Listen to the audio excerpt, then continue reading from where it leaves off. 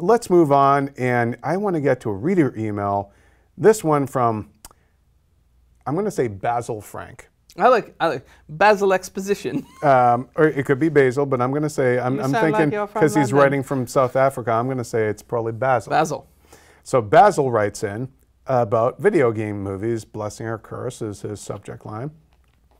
And he was talking about sort of the, here, I'll just say Read what it. he's reading. Read it to us. Movies and video games, do they mix, and why have they failed in the past? The recent Hitman movie failed.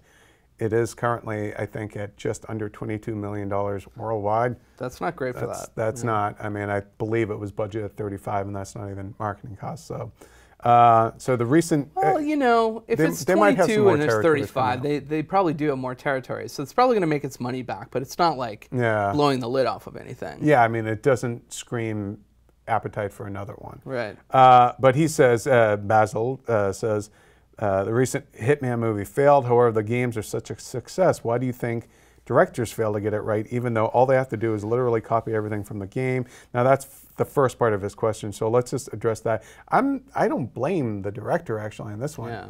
I also just, don't think that you just have to copy everything from the game. I think they're just different mediums, and so it makes it difficult. You know, like any director who's ever tackled a video game movie has always said that's the toughest thing to get right. Well, you're going from balance. A subjective experience to a relatively objective one. Yeah. You know, and you know, video games are about you're having fun, you're doing it, you're controlling everything, and you're ripping all that away and putting it into a completely different medium. So unless it's got a really compelling story or really compelling character, I mean. Miyamoto had comments on that this week too, basically saying, we'll get to that, but he basically said the same thing. He's like, that's the reason that Nintendo has stayed away from movies for so long, is that it's just not the same experience. And so like to try to replicate that, you just have to do it differently, I think. And it's really, really tough to get it right, as evidenced by every video game movie ever, pretty much. Well, this speaks to his second, Basil's second point. Do you feel there's still hope for video game movies? Yes. You've seen some Warcraft footage, and I hope that it looks, that it shows it can be done. Look at Michael Fassbender and the released Assassin's Creed image. He's playing, by the way, he's playing a brand new character. Right. None of the ones from the games. He's playing a character named Callum Lynch. Right. I don't think it's going to be a modern day thing. Yeah, I don't think that's a bad idea. I mean, Assassin's Creed games are always split into modern, you know, technology that takes you back to history. But you know, so we'll see where it goes. Basil points out that he has a missing ring finger, which points to the first game, but he has two blades, which points to the second game. Can they just not stick to the source material? Why? And then his final question is, which video game movies would you love to see? Which video games would you love to see as movies? Personally, I want a Metal Gear movie, a solid movie done right. Yeah, I mean, that would be awesome. I agree. I think the thing is like, it's just like comic book movies. And when somebody gets it right, then everybody's going to go, oh, and then they're going to do things that way. But I think they're trying to do what comic book movies do, in that they say, okay, I'm going to pull this piece from Ultimate's universe, I'm going to pull this piece from this storyline, I'm going to pull this from a previous movie where it worked, and then try to make that conglomeration happen. Movies are such a collaborative effort, and it's so hard to get them right. That's why it's amazing that certain companies have done it so well. Here's the thing, and I know we toot his horn a lot, but like, until you have a Kevin Feige on the video game movie scene, you know, video game movies right now are where comic book movies, and they've been this way for at least 15 years, but like they're basically still stuck where comic book movies were in the 80s and 90s. Yeah. They have yet to hit their X-Men and their Spider-Man, and then it opens the floodgates to the Nolan Batmans and all that. Hell, they haven't even had their Burton's Batman or Richard Donner Superman yet. Yeah, and here's what I think. And we got to talk about Warcraft too, since he specifically mentioned. Now I want to talk about what could be the world's biggest monopoly, and that would be if Disney got rights to make Nintendo movies. If they got rights to make Nintendo movies, then forget about it. You might as well just subscribe to only Disney Entertainment the rest of it. I think if that happened, I think Sony would have a lot to say about that. Yeah. Because I think they were trying to do something with a Super Mario cartoon there I'm not for a saying while it's with even Avi. likely, yeah. But you know, you want to talk about some of the comments that were made this week? Yeah, sure. because it basically. I mean, basically they're saying opening the door again. Yeah, they're saying like, hey, we're open to this, and I think as a company they're changing their philosophy a little bit. You know, like for years and years and years, it was just really siloed and really sort of Nintendo makes things the way that they make them, and they don't necessarily have to play with others and all this stuff. Yeah. And that's just kind of been the reputation. And I think the times that they ventured out with Super Mario Brothers were not really a success, and so that kind of like made them retreat back and say, yeah, we don't want to do this. But, you know, imagine a Disney movie made by like the, you know, by Pixar or even by the Disney. Oh, you mean a Nintendo movie? Yeah, like, well, I was going to say like a Disney movie that is the Link movie or the Super Mario Brothers movie. Like those movies in the right hands, in like Disney Animation or in Pixar's hands, would be great, I think. Yeah, But I think anybody could do them. Like I think Sony's a good candidate too. You know, like I don't want to throw Lord and Miller out there because they get used for everything. But yeah, if you had a team like Lord and Miller tackle the Super Mario Brothers movie, I guarantee that movie's going to be successful and good. So I feel like one of the problems that video game movies have is that they're operating in the wrong genres for the moment. You know, and animation could work really well, and I think horror could work even though it hasn't. I feel like Silent Hill was an example of it. Just well, they got the director of Gil Kenan of Poltergeist is going to do the Five Nights at Freddy's movie, and then James Wan reportedly going to be a producer on the Mortal Kombat reboot, and he obviously has a horror and action background. I just feel like those kinds of things. I mean, horror has had a really bad reputation. You know, horror video game movies, and then the Resident Evil movies, which I think he's also. Oh yes. P.S. I'm writing from Cape Town, South Africa, where they are shooting the final Resident Evil movie. Let's not even get into how far off the source material that one went. Yeah, I mean, I think that series of movies definitely like alienated the base of people who play that game, but clearly. On what, the sixth installment? They're the most successful video game movies that have existed. If Tomb Raider had continued, I think we'd be talking about that.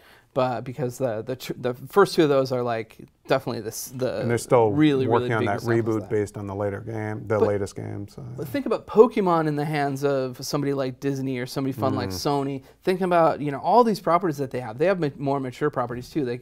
There could be a really cool Metroid live action movie. All these things are potentials, and it is very very exciting that Nintendo is starting to think about these things. And I think we saw from the Sony what do you think hack changed that they their were. mind though? I think they just have to change. I think they have to adapt, and they realize that they're having to adapt into the new world. I mean, they had never really, or they had very, very rarely ever collaborated outside of their platform on things, and now they're like, oh, we're gonna make PC games, and we're gonna make like Android games and stuff like that. So we're gonna start seeing, I think, Nintendo try some stuff, and I think that's really exciting.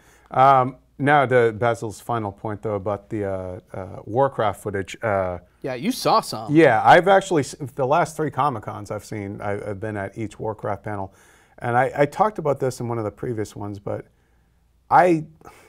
they showed us the most Warcraft footage yet at the last one. And both myself and some of my colleagues that walked out were less enthusiastic this Comic-Con than we were in the previous 2.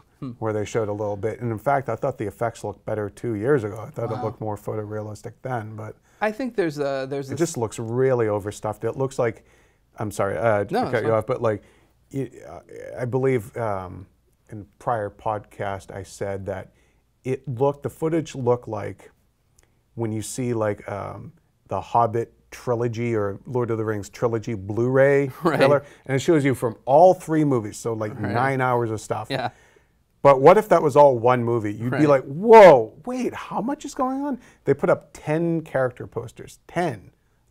That's a lot for any movie. I think the biggest challenge for this movie is the fact that they're trying to tell the story from both sides. Because I'm going to say something. And in one story. I will say something kind of controversial here. I think the reason the Marvel movies work, actually, is that they don't have much on the other side. They don't usually have a villain that is really that amazing. Memorable, yeah. Loki is about it. But everybody loves those movies because they get the concept of what's going on with the team, and they have fun with that team, and then it's like, oh, this villain is an obstacle to overcome.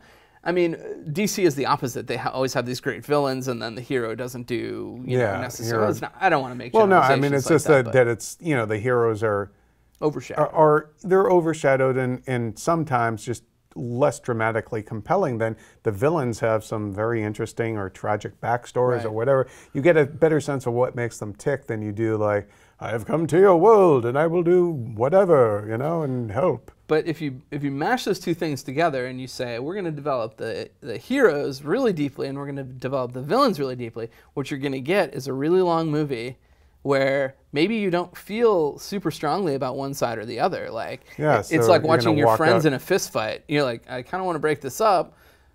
But you're curious who's going to kick whose ass? Yeah, kind of. But I also just kind of... That's your Captain America Civil War, right? But I actually just really kind of want to break them up. I'm like, oh, no. Yeah, I know too much about both of you guys. I don't want either of you hurt, I've never watched my friends fight like that. I guess that's a frame of reference I don't have. Do you? Have you ever watched your friends like beat on each other? Friends, no. Some relatives, maybe. But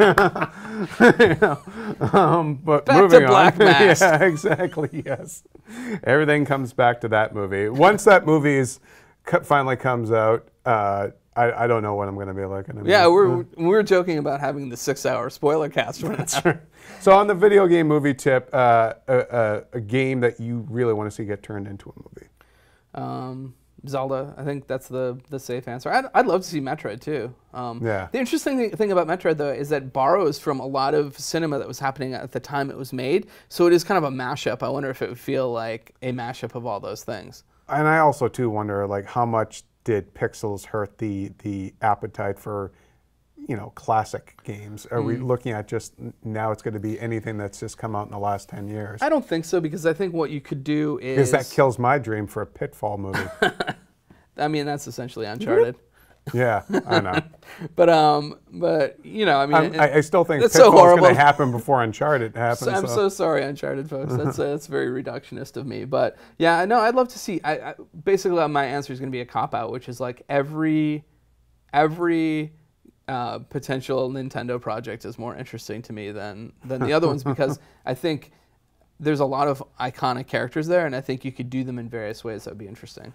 All right, let's let us know in the comments your thoughts on all these upcoming video game movies, what you thought of Michael Fassbender's look in Assassin's Creed. Pretty cool, I thought. Yeah. And then your thoughts on why Hitman Agent 47 didn't work, and if you're still excited for a Warcraft movie. We have been talking about it for several years now. Many years. So let us know in the comments below. And if Nintendo does get into the movie business, live action or animated, and which ones you want to see.